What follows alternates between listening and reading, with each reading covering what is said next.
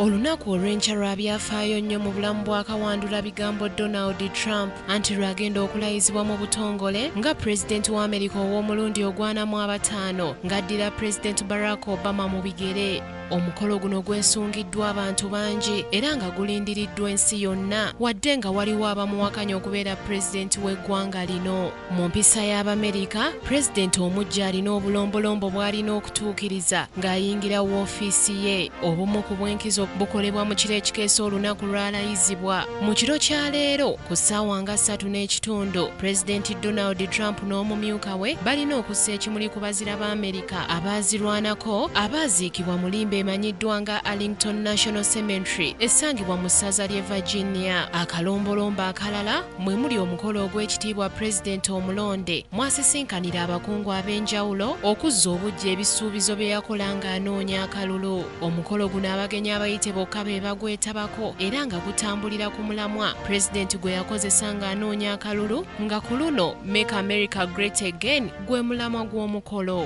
Mu kibangirizi kya National Mall mu kibuga Washington, pulezidenti Donald Trump mwagenda okukubira ebirayiro bye. Emiryango gya kuggulawo ku ssaawa 12 ez'okumakya ng'abayitiddwa baweereddwa kaadi eziri mu langi ez'enjawulo ze bagenda okuyingirirako ku mukolo guno wakati mu bukuumi obw'ekitalo. Olunaku mulindwa ensi yonna lwerindiridde lwe Lwokutaano olw'enkya ng'empisa mu ggwanga ery'Amerika bw'eri, pulezidenti omuggya Donald Trump agenda kusooka kusinza mu kkanisa ya St. John's Episcopal Church awamu n'ab'omu maka ge. Oluvannyuma wa kunywamu kacaayi ne pulezidenti gwaddira mu bigere Barack Obama mu nnyumba y'obwapulezidenti eya White House olwo balyoke boolekere wagenda okukubira ebirayiro bye.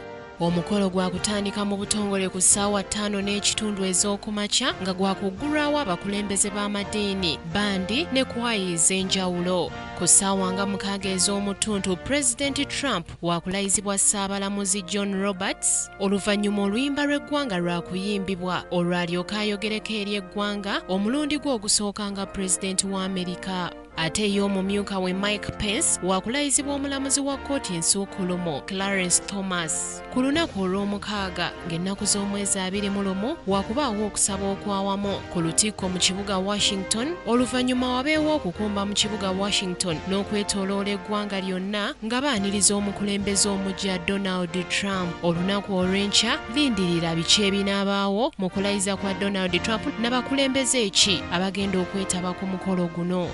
Marit Sache, KTV, amalindirire.